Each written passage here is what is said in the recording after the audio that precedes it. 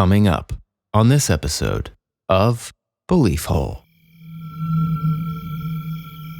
For thousands of years, cultures around the world have cultivated an unusual shared belief that in the autumn season, the veil between this world and the next thins, and the dead return to roam. The most well-known, of course, is Samhain, the ancient Celtic holiday that gave birth to Halloween. One can't help but wonder that these traditions, in fact, honor a real supernatural occurrence, a mass visitation of nocturnal visitors. What do these spirits seek? And what sorts of otherworldly creatures follow them through this transient gateway? On this episode of Belief Hole, we explore chilling accounts of a shadowy cast of characters, from the ancient Tuatha Dé Danann to the fear-eating Dogman of Matanuska Valley, and all the sorts of eerie entities in between. Join us as we light a candle, set out the candy, and conjure up true tales of Halloween.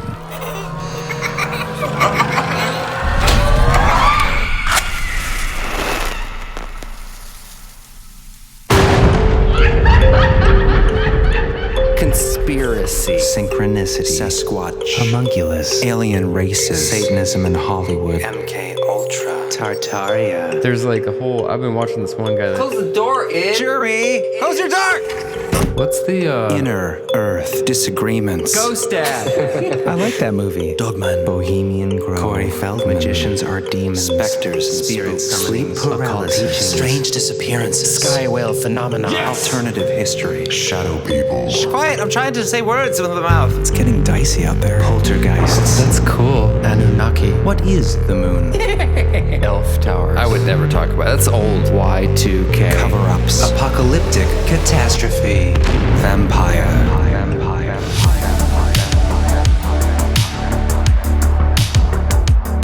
Well, hello, and welcome. Happy Halloween, everybody. Happy Halloween. I am John, I'm Chris, and I'm Jeremy. and we are your hosts for this fantastical and spooky, most sacred event. Absolutely, for the whole world. Yes. Even those that don't celebrate it are a part of it. It's around you all the time. They don't know it because the other world is opening, whether they see it or not, whether they celebrate or not. That old veil is lifting. And the tornadoes are coming out. Yes, we had an interesting beginning to today. Yes, we did. Is there anything more creepy than that strange cadence of the tornado siren in the distance? Right before we started the show, we had a spooky tornado siren come on. Yeah, we're just about to hit record after an hour of catching up with each other. Then the siren came, and then the phones went off, and Mother called. Mother dearest called. But it was freaky. It was weird. It didn't seem that. Well, we were talking about weather again, aren't we? I know. Well, this time it's fair. It was very calm for the first 20 minutes that we were waiting for something to happen. It just looked like a fall day with kind of gloomy out. Yeah. And then towards the end, it definitely had that kind of ominous feel where the winds were kind of, nothing too extreme, but they were kind of coming from all directions and the clouds were moving weird. The birds were scattering randomly, and yeah, there was just some weirdness. And I think some tornadoes touched down close by. There's one in Creston, and I think one in Wadsworth. And there was rumors of one in our town. Nothing too serious, but it was definitely ominous. Definitely an interesting way to start this Halloween episode. This is going to be good. We did a call out for people who had strange experiences on or near Halloween, kind of last minute. And we got a couple great submissions, and then we've also pulled some stories from one of my favorite resources, the Fortean blog, which is kind of like Reddit, but really for dedicated researchers of the strange and paranormal. So we got some stories from there, some great ones, I think. And they, again, like every time we do an episode, the research seems to lead into a conjunction, like a combining, a nexus point, a crossroads, if you will. With some of your research, Jeremy, it happens a lot where there's just a weird coincidence or synchronicity, if you want to call it that, where things lead to other things. But today we'll be doing stories, true horror Halloween stories that happen on or near Halloween. Why don't you get your back, since everyone probably wants to know? Yeah, I could do that, I guess. But yes, for those of you who were nice enough to say, I hope you feel better, my old man back has grown young again. And I am able to put down my cane. It was scary for a minute. Yeah, I went to the ER. It was rough. And you were on your back for several days. He dedicates his life to this show. It's probably honestly what broke your back. For sure it is. Well, I mean, I did trampoline one day, but I did trampoline one day. Well, it's probably because your back already was messed up from this goblin position you have when you're editing. Yeah. The idea that the trampoline hurt it after like thousands of hours sitting in the same position. And special thank you to Sula Rose for sending me a book. Yeah! Oh, that I can read on my deathbed. Quackery. Yeah, this is perfect for it too. Quackery, a brief history of the worst ways to cure everything. What a sweet gift. Yeah, that's great. I've actually heard of this book, but I did not have it, so I'm excited. Well, thank you, Sue. Thank you very much. So, what's funny is when I read that book, I was like, I bet if we talked about a lot of these, a lot of the episode would be us saying, actually, I think this works. There are some things in there that I'd be like, I've done that. That'd be a fun show, actually. Yeah, I think we should do it for sure. It'd be fun to do more historical oddities. That might be a good that. live stream, actually. Yeah. Just a fun kind of... Bring up some pictures. I don't think we need to see pictures of bad cures from the past. I have the worst visions in my head. Well, we'll do the mediocre. Bloodletting and... Letting a vein breathe. That's what they called it. Ugh. It was for the upper crust. And I would even wonder, maybe there's something to that. They release the humors, right? Mm-hmm. Balance the humors. Don't do that. Don't let your blood out. Keep it in there. Keep in your blood. What if it's bad blood?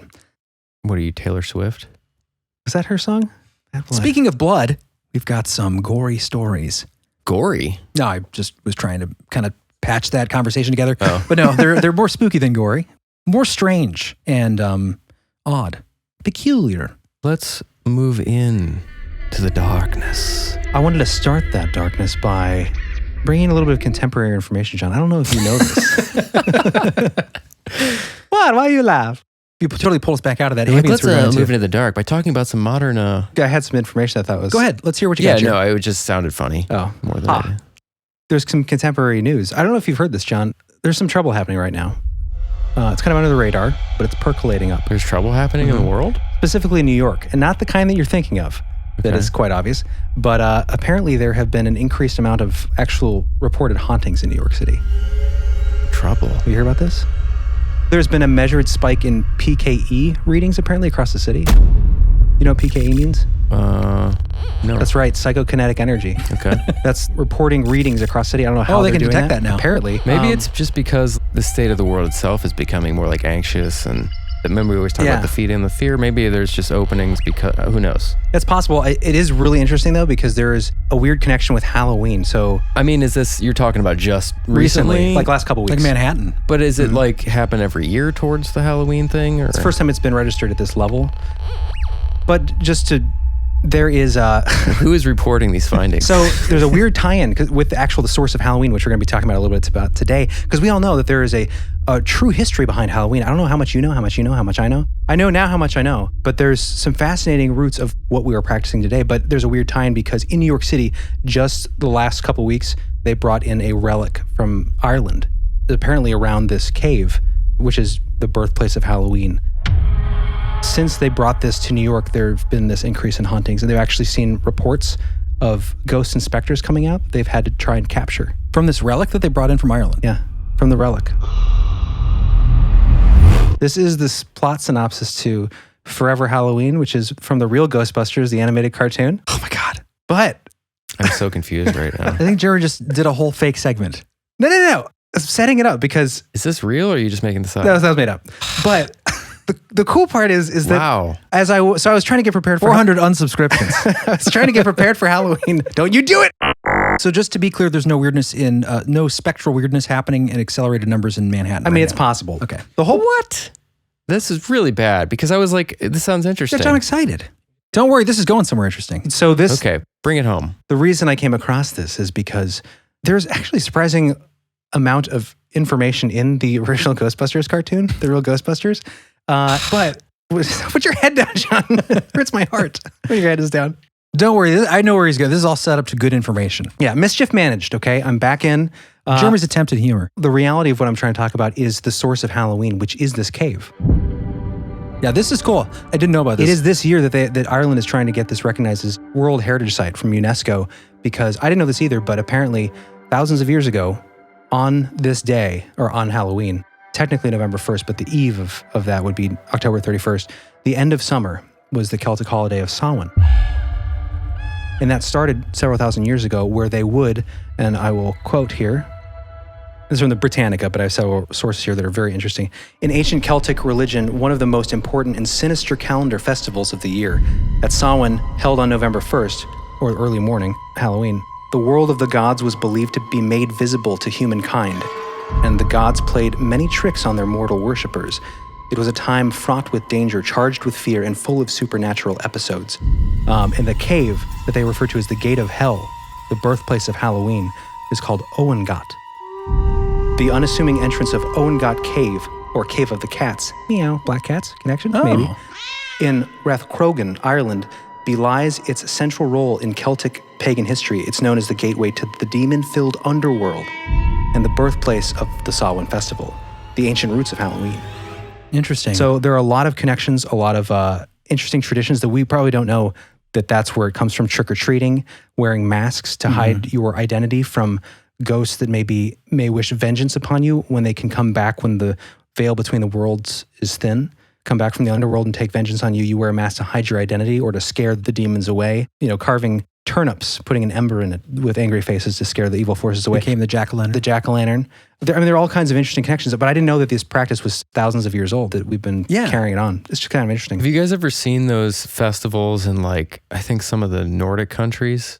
For Halloween? I don't know if they're for Halloween, but they dress up as horrific they get super into it. Really? Let me Google this up. Yeah, Google it. Let me learn it up. It's pretty freaky. They take it real seriously. But you don't know what holiday or what season? No, I don't remember. I've just... Our Scandinavian listeners, let us know what you think John might be talking about. Look it up. Scandinavian monster holiday? Yeah, I mean, it seemed like it was a specific thing. And there was just these people that just got so into the costume. Mm-hmm. It was beautiful but terrifying. Yeah. Was it a dream? Was it a dream? No, I know it wasn't. Ooh, look at that guy. Oh, yeah. Scary monsters scare away evil spirits in Perchten Pagan Festival in Germany. Oh, yeah, it looks like there's a lot of monsters here. This could be it. That's an awesome mask. What is that called, though? This is called the Perchten, Perchten Pagan Festival. German listeners, let us know if you've attended this. You can see it in my mind's eye. Hello, mind's eye. That looks awesome. Way cooler than in a small town Ohio Halloween. Look at this one. Oh, yeah. Nasty. It's like Pan. Yeah, this is it. These guys coming at you. Yeah. Oh, yeah. Okay. So Perchten, if that's how you pronounce it. Well, it's similar to Halloween. Then they dress up to chase away the evil spirits, much like what Halloween became. Samhain, the purpose of dressing like that was to scare away the dark spirits. Yeah, those would wish to do you harm, whether they be spirits of the dead, vengeful spirits, or in this case, some sort of demon. Evil winter ghosts, devils, demons, whatever you want to call them, of the underworld, old gods, old Faie. There's a word for them that's really cool. I was actually talking to a listener of the show, Tim Finn, who may be writing some stuff for us. Really bright guy, knows a lot about the fairy, Fae lore, and shamanism, that kind of stuff, Celtic Druid history. But the Tuatha Dé Danann, the old gods, almost fairy, Fae, from ancient times. And the idea, Tim was saying, is that some people believe that the fairy of now, the Fae, essentially are worn down remnants of those older gods. So they might not be as powerful, not as strong. I think that's what he was saying. Weren't they here before humans, and then humans were here, and then there was interbreeding? It sounded very Tolkien. It's very interesting. I'd like to get into more of this. I'd love to do a whole episode on this, but maybe we'll just do some side content drops on this stuff. It's really fascinating. Yeah, really cool. But this connection to the otherworld is what it's called. I love that word, otherworld. We get otherworldly, right? But this is a Celtic idea. And this is a great book. Actually, this came from a good friend and listener, Jen, sent me this book that we'll have in the show notes. It's called The Dictionary of Mythology, and it covers worldwide the best sources compiling to get the best possible brief definition of all kinds of mythological legends, entities, creatures, gods, goddesses. I like that it's global. That's really cool. This is the Celtic otherworld. British, you might know it as Avalon, or in Irish, Tir nan Og, in Welsh is Anfon. Home of the fairies, land of the gods, a place where another existence in many ways similar to this life awaits those who have died. A death in this life meant a rebirth in the capital O, Otherworld, and vice versa. It was said to become visible to mortals at the Feast of Samhain. Yeah, and that's such a cool idea, that idea of a death here. You die here, you go there. And John, this relates to what you've been looking into lately. It sounds similar to the reports of near-death experiences, this other world. But the concept in this culture was you die here, you go there, but then you die there, you come back. So it's this cycle going into the across the Vale, back and forth. Really interesting stuff. What's really interesting tying with the afterlife, John, with this other world that's just beyond the veil, in the Celtic idea is we've done Marcello Bacci, Spirit Radio. You're looking into a lot of afterlife stuff right now. Near-death experiences. Near-death experiences. Now, listen to this description of the otherworld and tell me if this sounds familiar. In Celtic mythology, the otherworld is the realm of the deities and possibly also of the dead. In Gaelic and Brittonic mythology, it is usually described as a supernatural realm of everlasting youth, beauty, health, abundance, and joy, and where time moves differently. Ah, yeah. Sound about right?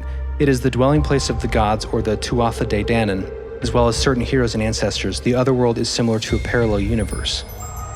Interesting. But what's interesting is, yeah, I guess I'll leave it there. There's a lot of... What's interesting is, I'll leave it there. I don't want to go too long on the mythological side. I'll pepper in some stuff throughout the episode that relates to stories, but it's just fascinating. But there are things that connect with our descriptions of the afterlife. Yeah. Or when there are communications with spirit on the other side and we're trying to define what their world is like, where it sounds like time moves differently, so it's hard for them to communicate.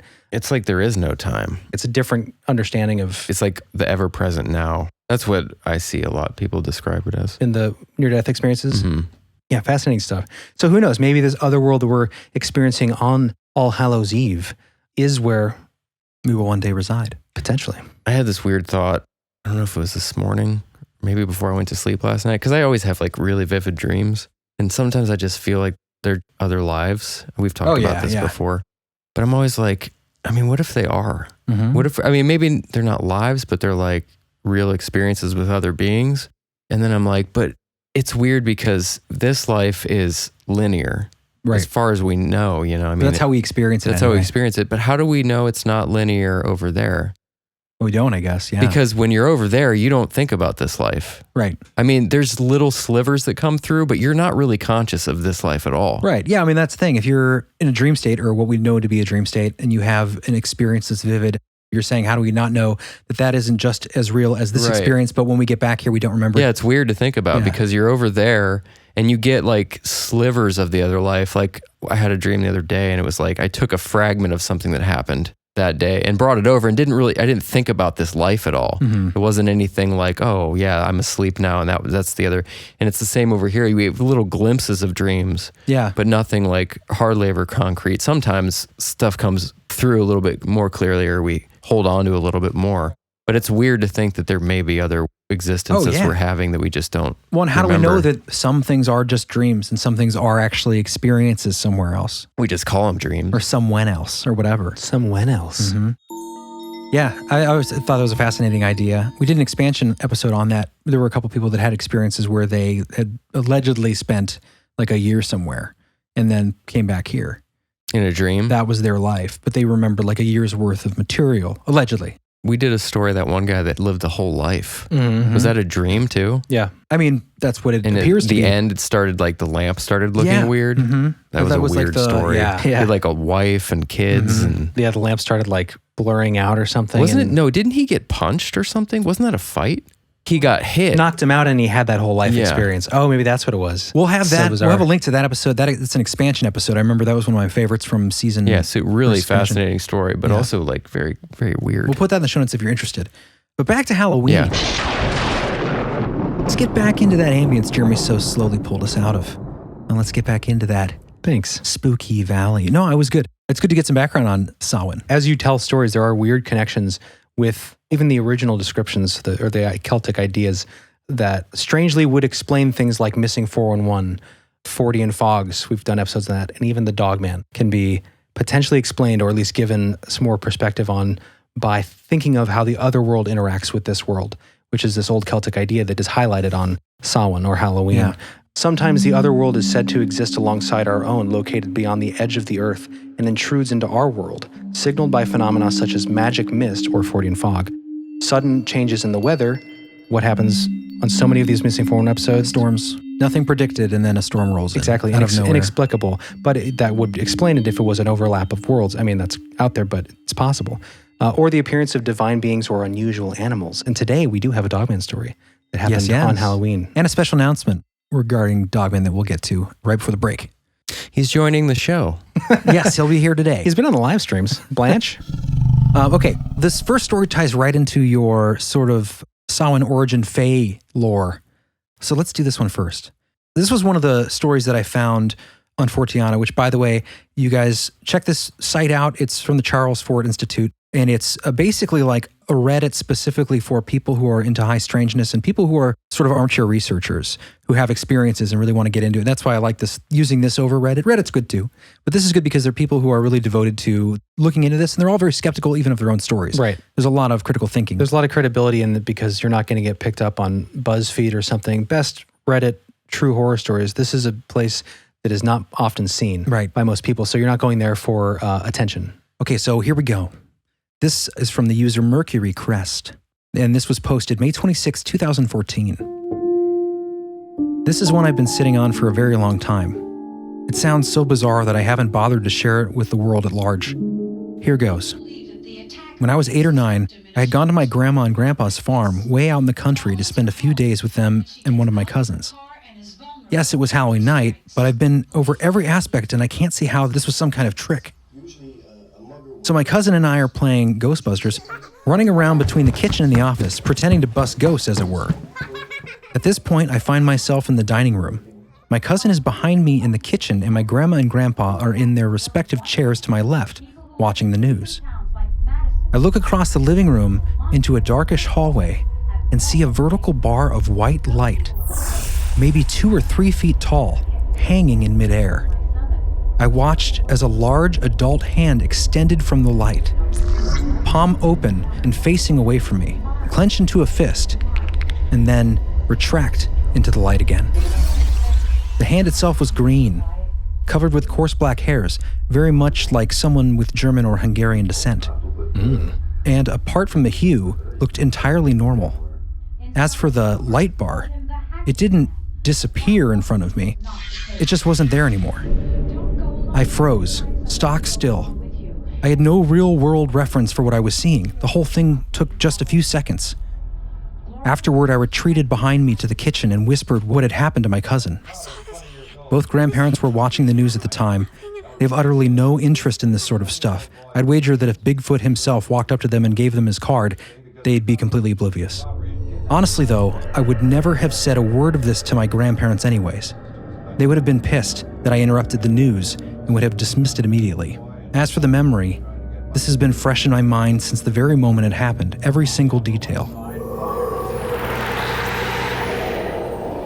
Pretty crazy. It reminds me of like, what's that guy from, is it Hellraiser? Cenobite? You the guy with the pinhead? Yeah. Oh, Pinhead. Why? I don't know, I can just see his arm coming out of like a bar of light. Oh yeah. I know it's other not dimensional. him, but yeah, just like a weird. So it came out of the bar of light? Yeah. The hand? Yes, this green, hairy hand comes out of this bar of light in the hallway randomly. I don't know if any logical explanations for that. No. Well, obviously, other dimensional rift. Well, yeah, that's kind of the face stuff. Duh. What's interesting, and I'm not sure where this took place, but what's fascinating is that it does sound, and people brought this up on the board, but it's the first thing I thought of. Does green people from other places sound familiar? Oh, yeah. Green Children of Woolpit. It's a famous story. Have you ever heard that one, John? I think we talked about it briefly on the show. Mm-mm. But it's basically children who appeared, 2 kids who had unusual green colored skin in a village in Suffolk, England in the 12th century. Was there something about their language too? Yeah, they didn't understand our human language. They had green skin. They were taken into this community. Something about the food. We'll definitely cover that story. But they could communicate with each other. They communicate with each other. Eventually, over time, they learned our language and their skin changed to the tone of the area. But I think the theory I had at the time was that maybe like Inner Earth civilization or something, potentially. I mean, yeah, there was a very strange story. It seemed like they were not from around here. Yeah, famous account. I mean, this obviously proves that was an interdimensional experience. So you're saying that the green hairy hand? I mean, it just sounds... Not all green people are the same, Chris. That's true. I don't know, it kind of reminds me of Simon's story. Remember his with the red right hand?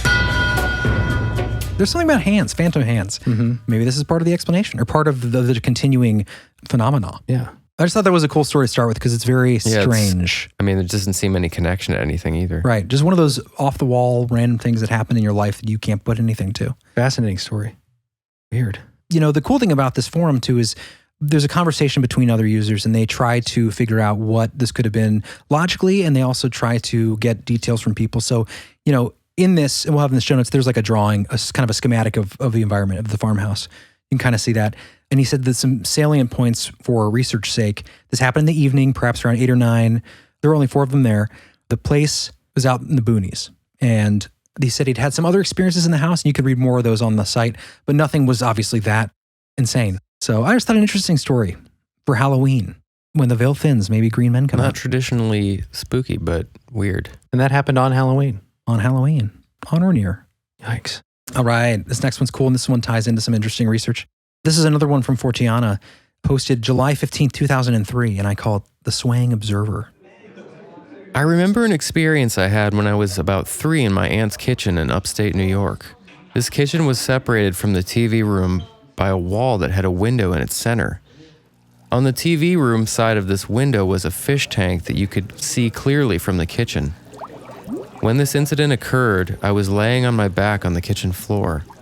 My aunt, uncle, and mother were hanging around the kitchen table laughing and joking about 6 feet from where I was laying. The TV room was dark, as it was night out and the lights were out, except for the light of the fish tank. I don't recall exactly what I was doing at the time when I noticed. On the opposite side of the fish tank, what can only be described as something that looked like one of those Halloween-type sheet-covered ghosts, only ruddy. It seemed to be studying the fish intently and at the same time was swaying side to side, like a pendulum, but more swiftly. From where I was lying, I could only see it from about the waist up. The creature was either unconcerned or unaware that I had spotted it. Its attention was focused squarely on the fish, swaying as if attempting to put them into a trance. Weird, yeah. After a few seconds of shock, I looked up to see what the grown-ups' reactions were. To my surprise and disappointment, they didn't seem to see the being even though their faces were turned in its direction. Instead, they just continued to tell stories and such. I remember getting an intuitive sense that they were somehow choosing not to see it. When I looked back from my relatives to the window, the entity was gone. I should note that, being the rational boy I was at the time, it did occur to me that it was one of my cousins in the other room dressed up to scare me, and then ducking down when I turned to look away. I even got up and looked through the door into the TV room to see where I had seen it by the fish tank, but there was no one there. Unfortunately, I don't recall any more of this night. I wouldn't remember that night at all if it weren't for this incident. Also, the creature's sheet seemed a little technical, almost more like a spacesuit. I vaguely recall some sort of vacuum-like tube extending to where its mouth would be, as if to supply it with air. Oh, weird. That's bizarre. Since then, I have seen similar beings in a Star Wars movie, only without vacuum tubes, I think. At the time, though, I just chalked it up to being a ghost, since that, other than the color, is what it resembled most, and because at that age, I wasn't yet familiar with the idea of intergalactic beings traveling to our planet to study its aquatic life forms. In your fish tank. Weird. Isn't that a weird story? Yeah, it sounds like a walk-in. From like another reality or realm. Just briefly stepping in from the other world, just hey. It's interesting because this guy who posted this Bannik, his name's Bannik, or his handle is Bannik, he did his own corroborating research, which is another thing I love about this forum. And he found a couple quick experiences that I'm just going to run through real quick that corroborate his account, or at least it points to a larger phenomena of these entities that seem to be classic Halloween-shaped ghost, with the sheet over the body. Cloaked in kind of a flowing... different colors and always swaying and coming towards people. Really fascinating. So there's 2 different accounts of this that he found. Okay, the first one he found on a page that we'll have linked called Unexplained Phenomena, the Weird Science Database of Evil Events. And this writer says that while he was laying in bed, I sensed someone was watching me. I slowly raised my eyes and saw someone or something in the doorway to the bedroom. The figure was covered from head to toe in what looked like a dirty white sheet. The shape of it filled the entire doorway. It seemed to be swaying gently from side to side. My first thought was that there was an intruder in the apartment, and I was wondering how he got in. I kept a kabar, a Marine Corps fighting knife, in the top drawer in the nightstand. Suddenly, it rushed at me. I rolled out of bed and onto the floor, preparing to defend myself. I felt a rush of air as it went by me. I grabbed the kabar out of the drawer and jumped to my feet. But whatever it was, disappeared. strange. Yeah, isn't that weird? So to kind of a corroboration there, and then Bannik continues, and he says, compare that experience to the experience of Brian, who was jogging in the woods. And this quick account comes from Fortean Times. I heard some dead leaves rustling and first assumed it was the wind or a squirrel. But then, to my surprise, about 20 feet down the path, somewhat in the shadows and mist, I saw what can only be described as something that looked like one of those Halloween-type sheet-covered ghosts, but black, swaying slightly, side to side. I couldn't tell if it was standing or floating, but as I stood there in disbelief, and frankly, in a bit of fear, it began to ever so slowly move in a smooth glide towards me. And that's when I decided to get the hell out of there and turn around on the gravel path and run, not jog, back to the parking lot.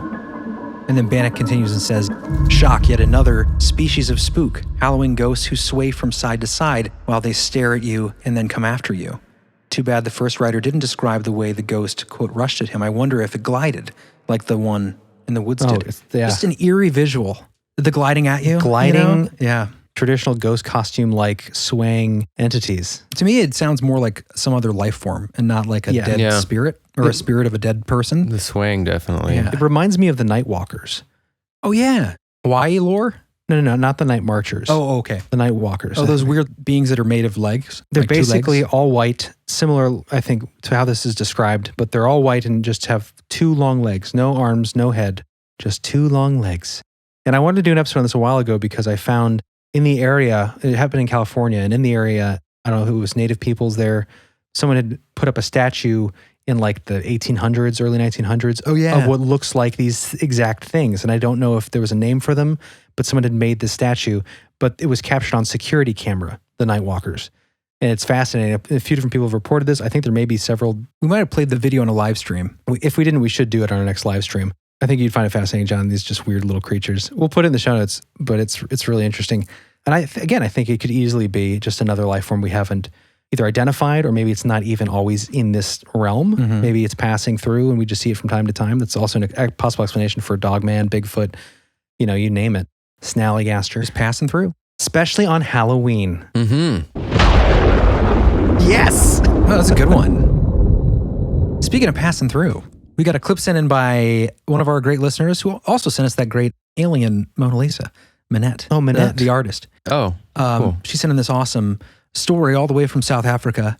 I call it Graveyard Shocker. Yeah, you know what? I don't call it that, Jeremy. I call it a lift from the grave. Okay. That's better, right? A lift? A lift. A lift. A lift.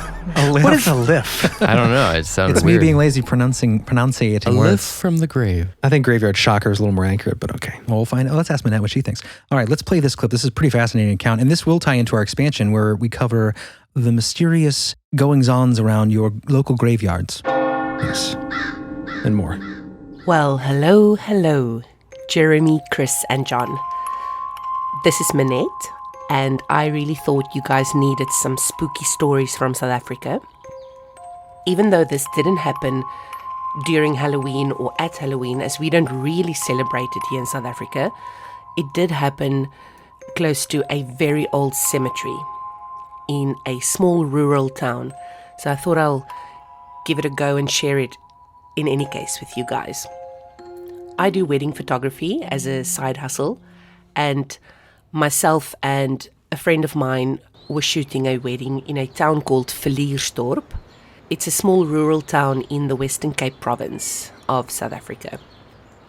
The reception was being held at a sports hall or a recreational hall on the outskirts of this town, and you kind of had to go on this gravel road right at the edge of town to get to the entrance of the sports grounds where the reception was being held. And as we were driving there initially in the day to get to the reception, we noticed a whole bunch of really old graves right to the side of the gravel road. Didn't think anything of it. I mean, seeing old graves in small rural towns is really nothing new. Later that evening, when we sort of packed up and decided it's time to head back to our bed and breakfast for the evening, we were sitting in the car. I was driving.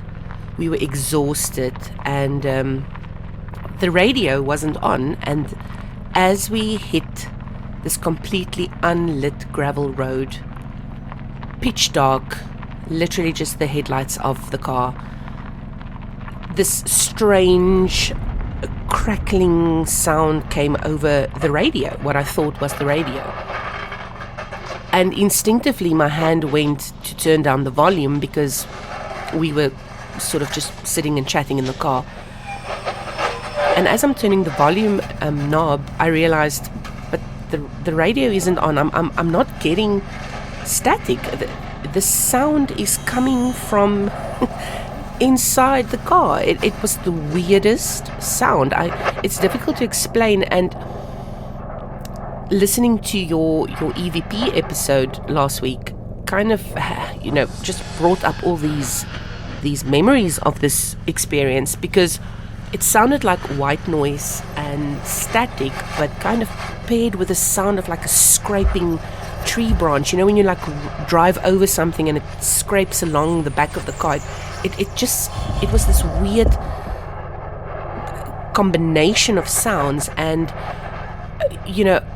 immediately I stopped the car, and my friend looked at me and she said, what the hell was that? What did you hear that? And I kid you not, the next moment my entire body was covered in goosebumps. It was the most unreal sensation that I've ever felt. It literally felt like it went from my fingertips all the way to the top of my head, all the way to my toes. The same thing happened to her, and I was absolutely scared out of my wits. And we just booked it out of there. We didn't see anything. Yes, we were in a dark, spooky place, but that sound that just came from nowhere was just completely unsettling and eerie and unlike anything I've ever heard before.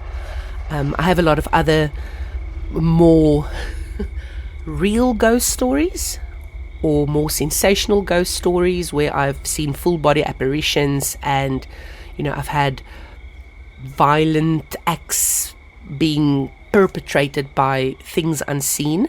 But I think for your specific request for Halloween, I don't think it gets much spookier than literally feeling like a ghost moved through you next to a very, very old cemetery in a very old historical town.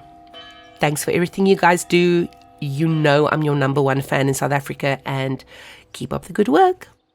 Great story. Yeah, isn't that strange? Especially the idea of like the goosebumps going all the way from your fingertips over your head, down your back to your bottom of your toes, like covering your whole body. Well, combined with that sound, it sounds like it could be more than goosebumps. Almost sounds but electrical. Right. What I'm saying is that seemed like a reaction to what she's experiencing, something moving through her, moving through the vehicle. Well, it's weird too. When you get goosebumps, like usually your whole body doesn't. Right. I'll get them on the back of my arms. Yeah, your arms usually are kind of common. You can feel it kind of on your back a little bit, but Nipples. Through your whole body, I don't think I've even had them on my legs. Not that I can think of. Usually upper body. Yeah, usually upper body. When something like goose pimples. Yes, I dated a girl called them goose pimples. Okay, Always weirded me out. Jeremy, we know you dated people. You're so cool. You're so bitter. I dated people. Just irrelevant. Goose pimples. I thought it was just a weird. No, way it is. There's a lot of different names for them. But it always bugged me. Goose pimples. It's just gross. Yeah, strange story. It definitely sounds like something she went through something, or something went through her vehicle. That's why I called it a lift from the grave. Yeah, definitely seems to be like a spirit moving through her. Yeah. I don't know what else that would be. I wonder if she had any... She said the voice sounded like it was in her car. It wasn't quite a voice. It was more of a strange, raspy, scratching sound. Did she say it was coming from in the car, though? Yeah, she said it was in the vehicle. Well, here's a little follow-up, because I asked her to follow up, because she said that the sound reminded her of like when a tree branch scrapes on the car. So I just asked her, since you were driving, is there a chance that you ran over a tree branch? Obvious question. She said, so it sounded like when you drive over a branch and it gets caught under the wheel, like a scraping sound, but there were no branches on the road at all. The moment I heard it, I stopped. The sound was there one moment and gone the next. After I, quote, turned down the volume and realized it wasn't the radio, I carried on driving, and I even checked the rearview mirror to see if it was a branch. Nothing. Just this odd scraping white noise sound that emanated from nowhere and everywhere all at once. Truly chilling. Yeah. I mean, and the added fact that it was next to a graveyard is just, a little weird. In like a historic, rural, Very old graveyard. Well, she sounds like an attractor of these experiences, so I bet we'll be hearing more. Yeah, I think she said she has some other ones too, right? We'll put in the show notes too. She sent a video of the location. It's pretty interesting. The graveyard does look very old. Yeah. And it looks like a kind of a road you don't want to be stuck on. Hitchhiking ghosts, never a good thing. Usually not a good thing. Sometimes a good thing. Yeah. Thank you, Minette, for that story. Yeah, thanks. It's wonderful. Check out her Instagram, by the way. I'll put in the show notes. She's a really talented artist. She sent us art, and it's awesome. So we'll put that in the shows for you guys too. Check it out. Yes. Let's do one more before we take a break. Do you want to do the Dogman? Let's do it. Our old friend. This is a story I heard long ago on Dogman Encounters Radio. He has all of them written down on the website, so we'll have the original source linked. Fascinating story, but it always stuck out because it happens right around Halloween, which actually plays into the story. Now, keep in mind that I do believe that there may be a Halloween Dogman connection here, going back to Samhain and the overlapping of worlds. Just because, according to IrishGenealogyToolkit.com, being between years or in transition, the usually fairly stable boundaries between the other world and the human world become less secure, so that puka, banshees, fairies, and other spirits could come and go quite frequently. Bold letters, there were also shapeshifters at large. Oh. This is where the dark side of Halloween originated. Now, shapeshifters, you think skinwalkers, you can think anything. Dogman, a lot of people believe he's a flesh and blood creature, of course, but it just ties into that whole idea of these things passing through. And this is on Halloween. This comes from Melissa H., and this actually comes from Wasilla, Alaska, which is right near our friends Freaky Deaky, by the way. Up in beautiful Wasilla. I don't know if that's how you pronounce it, but that's where it is. And this happened around 2 a.m.? 2 a.m. My encounter took place many years ago. I never heard the faintest explanation for it until a couple months ago when I randomly stumbled across Dogman on the internet. I was in my early 20s, working swing shifts at the time and commuting about 100 miles each way, so it was usually around 2 in the morning by the time I got home. I saw the monster, as I called it, on the northernmost section of Trunk Road in the Matanuska Valley in Alaska. This area is almost smack in between the towns of Palmer and Wasilla. I was about 10 miles from home at that point, so it must have been around 2 a.m.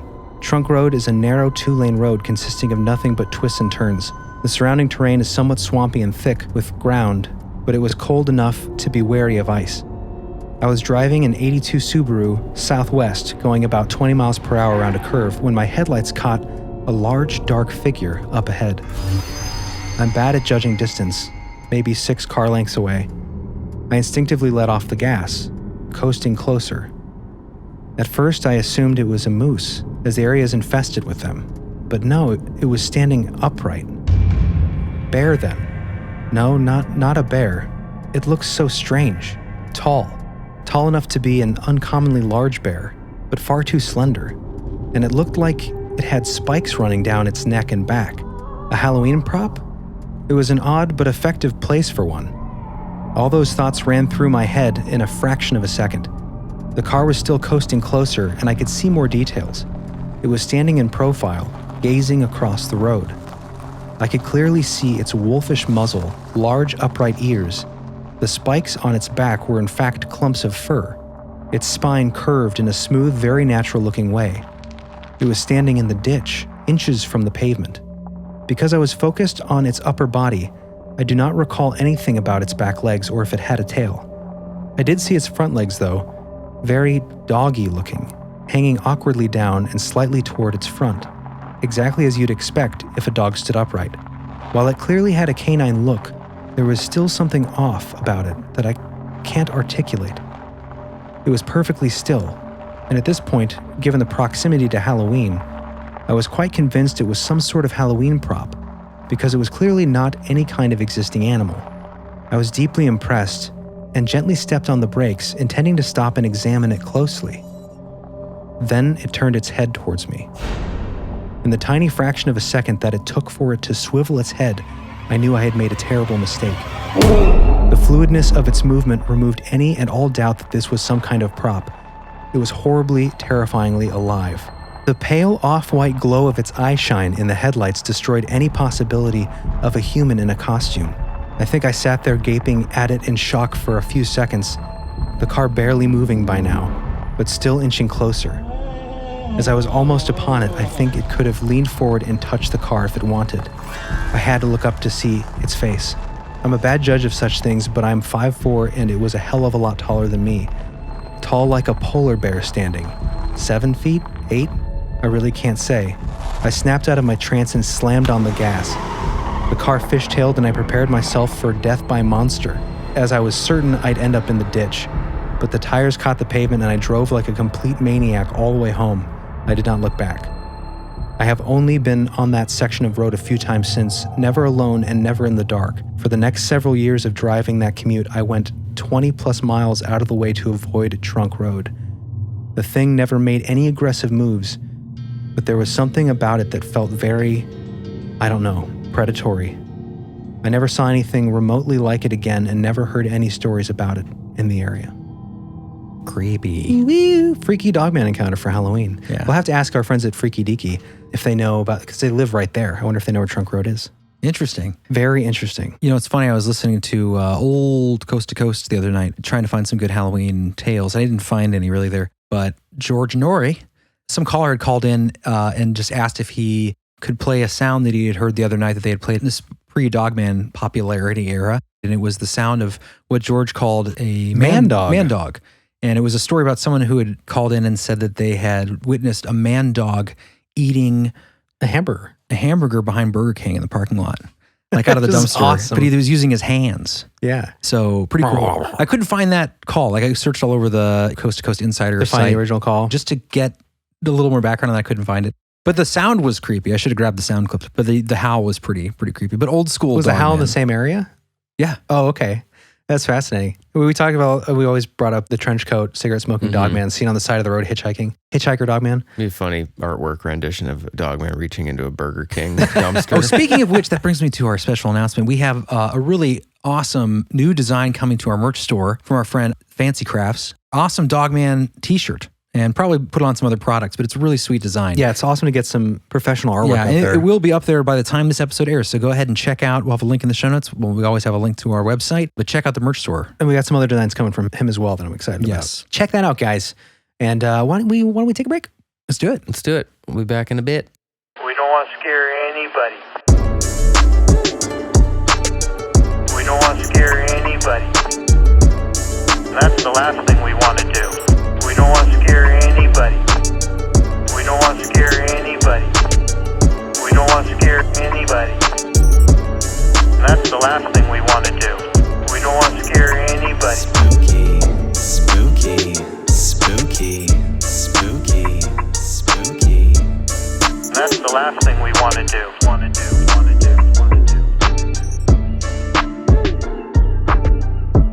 We're back. Welcome back. Hello. Welcome back to our spooky Halloween episode here in the hole. We got a couple more stories for you to top off your Halloween evening. A couple more before we head into the expansion. Oh, yeah. Members out there, get excited for that. That's going to be a fun, fascinating. We have some stories submitted for that as well. Graveyard encounters, mysterious happenings, and some of the otherworldly connections with those places where we leave the ones we've left behind. Yeah, graveyards. Every town's got one or two. They're all around. Fascinating history behind that as well. There's fascinating history. Did you know graveyards used to be like parks for people? People would spend time, they'd go out and they'd have picnics, festivals. Before we had public parks, graveyards would serve that purpose. I like graveyards. I know. People would have special events there. There'd be gardens. But as they started developing park systems around the country, this is hundreds of years, not just in Europe as well. Oh, in Europe as well. But public parks became more popular. Graveyards started to become lonely places because people stopped going there. It's interesting because you'd think maybe they're doing it to be with their dead. Mm-hmm. It might have started that way. Yeah. It seems like that. It makes sense. I feel like that's a really cool idea. Including, it's just like a token of their appreciation for their life. And there are a lot of Eastern cultures too, where that's part of the grieving or the celebration of the life. It makes a lot of sense. Stay around them or keep them involved in events. And yeah, I've thought about going to Uncle John's on a random afternoon with a bottle of red wine and just having some glasses of wine by his grave, but I thought it would look weird. But apparently that's what you used to do. Mm-hmm. Anyone want to go drink some wine at Uncle John's grave with me? Well, even Samhain. The idea behind trick-or-treating, or one of the possible sources, is that for those dead that were allowed to walk the earth during Halloween, Samhain, the people that were too afraid to like wear masks and try to fight off the evil or the darkness in that way, they would put out food, basically satisfy the fairy folk as well. I came across a great story about that, and we will do it in the expansion, but I came across a great story where someone put out an apple. He's of Celtic heritage, and so is his wife, actually. Moved to the States a couple generations back or something, but they stayed in touch with their family lineage. He ends up burying an apple on Samhain or Halloween, but he kind of questions it because it's like it's kind of gone off a little bit. It's kind of turned over, as he would say. It's rotting a little bit, but it's the only thing he had. And last minute, he remembered to do this, so he's like, I'll do it.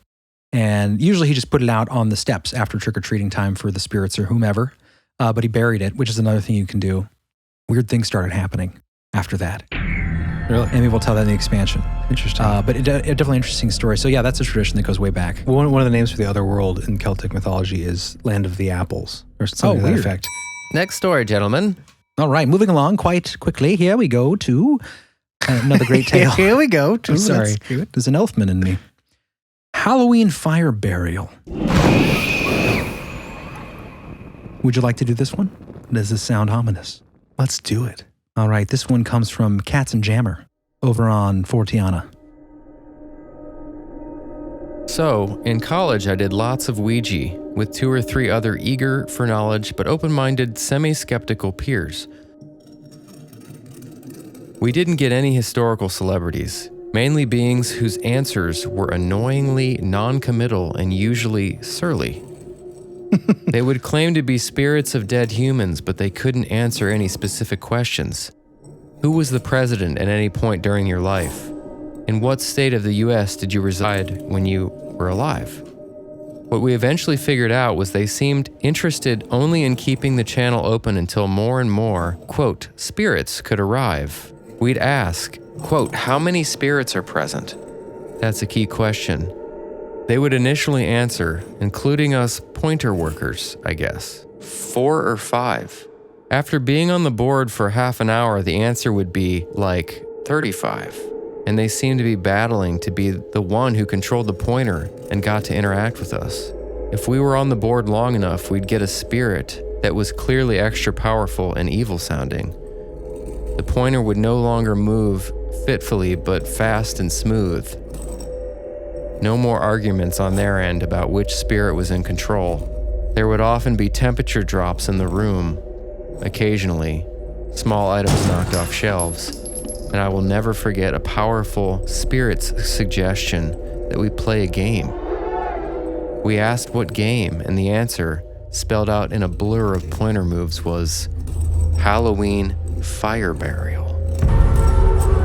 We came to the conclusion that we were contacting beings who were A, not spirits of dead humans, B, had no valuable knowledge to impart, C, were malign, D, were basically rats keeping a door open until a wolf could arrive. We were so convinced it was a dangerous thing, we eventually gave it up and burned the Ouija board. My own opinion is we were actually in touch with some sort of energy beings who are made stronger by our contact with them and mean us, humanity, no good. That's why I counsel not to do it. If you think you're talking to Teddy Roosevelt, you're being lied to. And though I do believe in benevolent energy beings, you won't reach them through Ouija. Ouija. How do you know? Well, that's the question. I mean, I always go with that advice just out the gate for myself. Yeah, for people that don't know what they're doing, for sure. But of course, we have heard, and it's up to the individual to decide. We've heard people, like our last episode, we talked about the medium from EVP Voices on YouTube channel. Oh, did she use a talking board? I don't know if she did, but just generally speaking with other entities, obviously, the communicators, in her experience, were largely friendly. Doesn't mean that there aren't dark forces. Wasn't there one person that wore the Ouija, and that was the rain one, the listener story? That spirit came to the door? knocking. Yeah, wasn't that started through a Ouija board? He was using an app. I thought it started with a Ouija board. Maybe I don't not. think so. I'm pretty sure it was just the app, Ghost Talkers or something. I thought he said it started with a Ouija board. And that maybe you're right. I didn't remember that, but because it was like a series. Like he was haunted for like a long time. Mm-hmm. I guess it could have been. I don't know, but it's definitely something to not take lightly. It's a trigger for sure. Yeah, there's definitely experiences out there that are negative related. I mean, there's murders.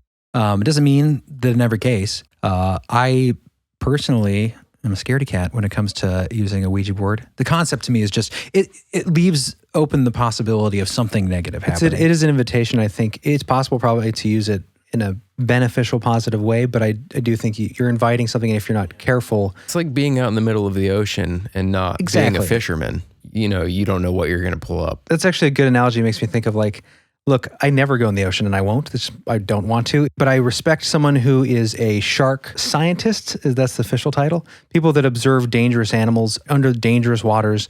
That makes sense, but for me, even though I think I could do it, like I could use Ouija board, I think I would be okay. I've done it before, but for me, it's better to be safe than sorry. Yeah. And plus, there's plenty of benign beings in the ocean.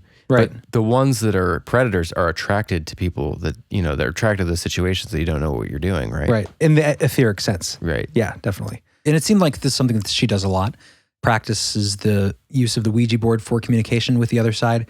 But that term, she was saying, quote, spirits. Not really spirits pretending to be people, but again, couldn't add any value information into like, you're this person? Okay, give us some detail about your life. Couldn't do that. You hear this a lot, whether it's channeling or Ouija boards or something maybe pretending to be something else, but they're low-level entities. And then that idea of the rats holding the door open for a wolf to come in. Yeah, that's a creepy concept. Definitely possible. I know what I'm doing Halloween evening. Not playing the Ouija board? I don't know. We'll see. Maybe I'll have a few blue goos. I know. I'm always drawn, like there's always that feeling in me that I want to. We have one.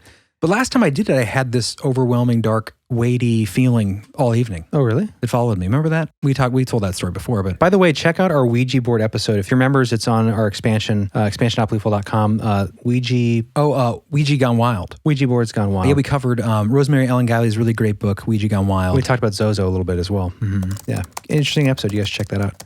Access granted. This next one. That's the last one for the evening.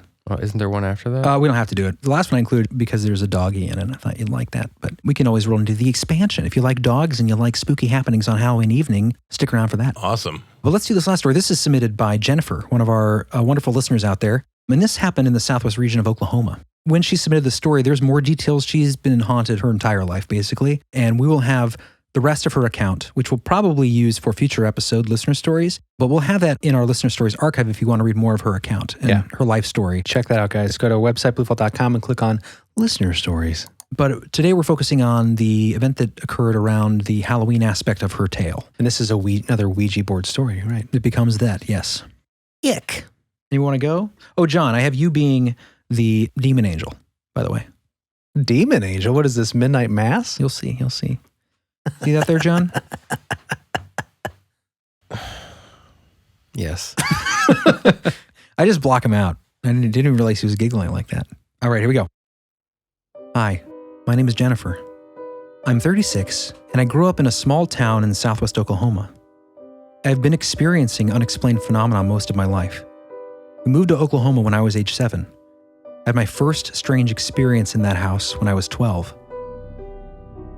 I was getting ready for school one morning, and as I stood in the bathroom with a hairbrush on the counter, I noticed right in front of me the hairbrush raised up, handle first, into midair, almost level with my face.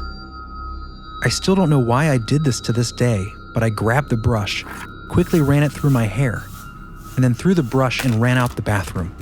I remember feeling really freaked out and tried to tell my mom, but she didn't believe me. The following year in middle school, I started reading some books in the occult section of the public library. I made some friends with a small group of kids my age with a similar interest in the subject. We didn't do much other than goof off at the library after school reading spooky books and attempted to send each other telepathic messages with our mind. Sounds familiar. Yeah, this is when I started noticing more strange things. Later that same year, I was sitting in my bedroom alone, talking on the phone with my friend Sonia. I don't remember what we were talking about, but suddenly I couldn't hear her. And I kept saying her name. Sonia, are you there? I then heard a soft female voice I didn't recognize speaking to me through the phone. The voice called me by name, Jennifer, and claimed to be an angel, I am an angel. and said for me to not be afraid. Do not fear. I got up from my bed and started pacing around the room, freaking out, and the voice then said, I'm at the foot of your bed. I was really scared at that point and started asking what this was about and what they wanted. The voice then told me that I was supposed to Go down in your basement on Halloween night. Light a candle in the dark basement, and you will see the face of an old lady. The voice then told me that When you walk down the long hallway, don't look behind you, or you will see the old lady following behind you. the voice then said, I have to go. I am leaving. right about then I could hear my friend Sonia on the phone saying my name and asking what was going on. Jennifer, what's going on? Can you hear me? Jennifer! Jennifer, what's going I on? asked if someone was playing a joke, and she had no idea what I was talking about. I started to cry and tell her everything about the voice on the phone. I was so shook up and scared to be home alone, so she put her mother on the phone to try to calm me down. Her mother believed in demons and told me she thought it was something dark and not an angel communicating with me. Her advice was to have the house blessed. We never did have the house blessed, and I didn't talk to anyone about the voice on the phone because it scared me so much. I didn't sleep very well for a while after that. When Halloween rolled around that year, I didn't go into the basement. I felt like something bad was going to happen if I'd done what the voice asked. I knew my parents had briefly mentioned at some point that an older lady had fallen down the steep basement stairs years ago and passed away from the injury. My mom had one particular experience seeing an apparition in that house of my dad's friend that committed suicide. Whenever I ask her for more info on this incident, she doesn't want to talk about it.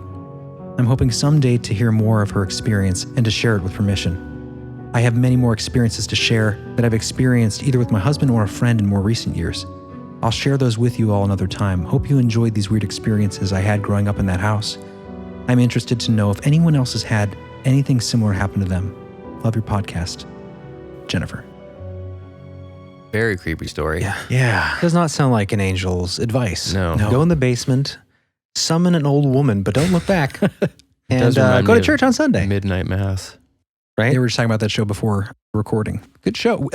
Well done show. Things I didn't love about it, like the long monologues. Stop talking.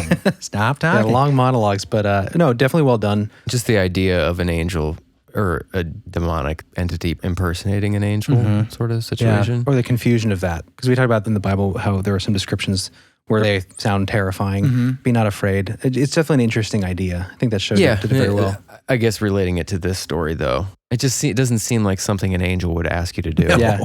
Especially on Halloween night. Yeah. And these are friends. So Sonia was a friend, part of a group of friends she met in the occult section of the public library.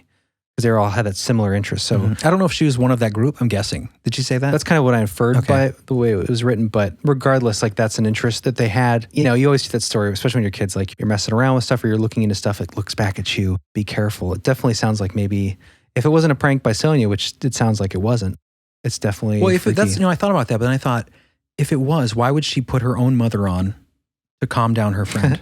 Remember when we pranked Pat? We told him there was a killer in the house and his dad was going to call the cops. Yeah. And then we had to like tell his dad, we're just joking. That was a pretty mean prank. That was a mean. I'm sorry, Pat. We didn't do that a lot. So it could be a prank. But I mean, I take Jennifer's word, obviously. She knows Sonia. But again, put it this way. If you were, let's say you were playing a prank on your friend in school and you did this thing where you did this really mean thing and told them that it was an angel telling you to go downstairs and you'll see an old woman on Halloween, weird thing to say. And then your friend gets really upset. Would your first response to be like, hold on, let me put my mom on the phone so she can calm you down? Right. Go ahead and tell my mom what you just heard on the phone. Because the mom's obvious first response to be like, did you say this? Right, that's a good point. You're putting yourself under fire there. Yeah. I had that initial also, question what too. kid is going to think to pretend to be an angel to then try to convince you to do something creepy? That's kind of a weird extra twist. Well, I did in elementary school. You did? I did. On my first day of school, I was on the playground and I told a kid that I was his guardian angel. And when he wasn't looking, I would hide behind trees and picnic tables. That's very weird. That was an imaginative, strange child. You didn't do that to scare him. No. It was That's what I'm saying. That weird twist of it being like, you're going to pretend to be an angel pretending to be. It seems like a mature concept. Exactly. Yeah. Because as a kid, you're like, yeah, your angels are for good. Unless you have a little dark, twisted kid mind. Exactly. Well, the stuff that happened in that house, you wonder if there's something about that house. Like a lot of it stemmed from that house. She did have an earlier experience where when she was young at a previous house, she would always fall asleep and feel like she was falling and see colors, which was kind of interesting. Weird. Which made me think of out-of-body experiences.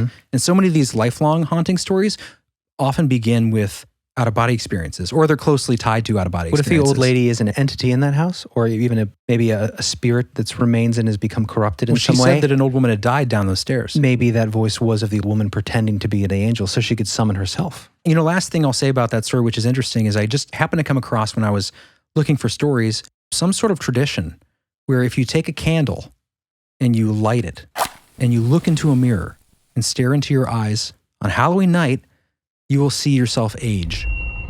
Well, that's weird. We just talked about the idea of looking at yourself in the mirror for a long time. I know. Who wrote in weird? about that? Someone wrote in about that. Did someone write in, or did we just discuss it? We were talking about mirrors in general. No, It was a mirror they wrote in story. and suggested specifically that we do that specific thing.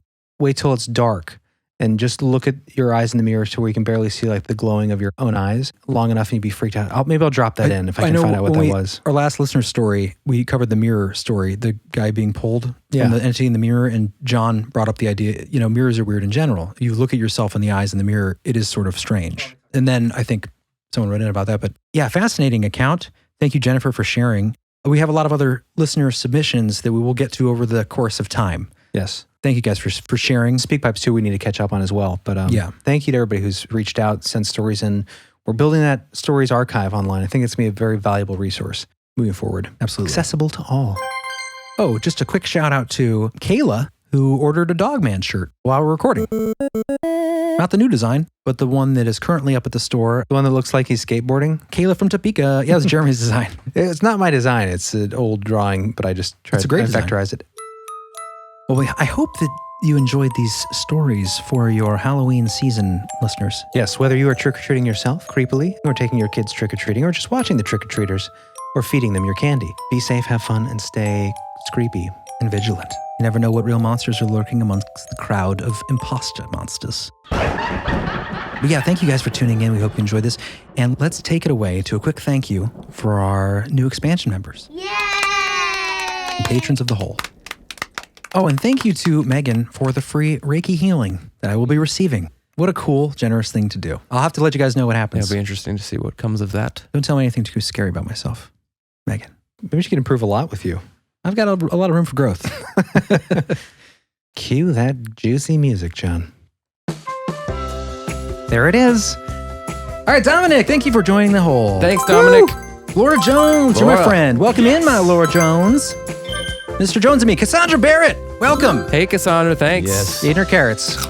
Wesley Etheridge. Wesley. Melissa wants her guitar back. Welcome into the hole. Nice. Danny Drop Shadow, what? That is a cool name. Yeah, that is pretty. He must be a text worker. Or a shadow person. I think he's the son of a Photoshop effect. All right, thank you. Welcome in, Paul Pornscott. Ponset. Wow, did you ever read that wrong? Paul Ponset. Not Pornscott. Sorry, it is. The angle is not good for me. Well, yes. Oh, welcome in, Paul. Woo. No. Yes. Renee Sherwood. Oh, yeah. Thanks, Renee. I surely thank you. Hope you enjoy the episodes. Awesome. Welcome to Jay Areza. Welcome, Jay Eliza. Areza. Welcome to the Welcome, Omega. sir.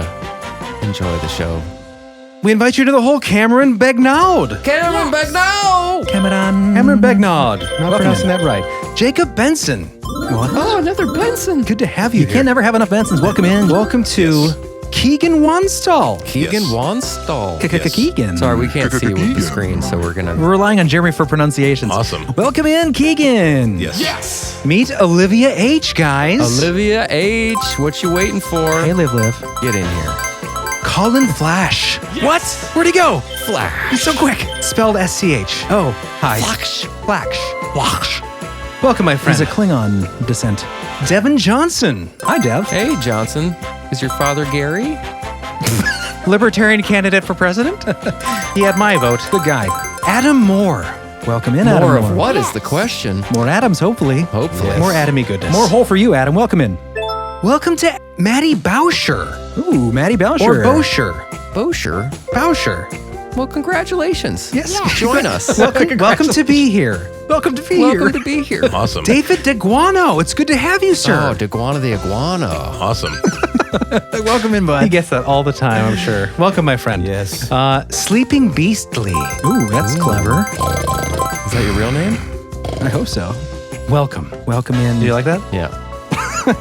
Daniel Butler. What? Are you The same a butler? You did this guy before, right? You said the same thing too. Are you? What are you supposed to Come say? buttle us. Buttle for us. Buttle us. Awesome. Daniel Dave- Butler. Daniel Buttle. Good to have you, my friend. Kevin Hecht. Awesome. Kevin Hecht? What the heck, Kevin Hecht? That sounds like someone I went to school with. Kevin Ben. That's Kevin Peck. Kevin Peck. Kevin Hecht. Peck. What Good the, to have what you, the Kevin. heck? Thanks for being here. Did you run track? Let us know. Nicole Desiree. Oh, hey, Nicole. You're back again. Good special friend from throughout our history. Yes. It's good to have you here. Welcome, Nicole. Welcome, Nicole. The whole is made so much greater with you here, as you know. Made for you. We made it for you. That's Awesome. right. Jump in. Casey Winters. Ooh, I like Casey, that. it's cold in them Caseys. So bad. Welcome in, Casey. Yes. Virginio Roman. Yes. Hello, Virginia. Virginio. Oh, I was going to do a Meet Virginia thing, but... Virginio? Virginio. Hello, Virginio. Virginio. Welcome into the hole. Fascinating name. Love it. Gladiator.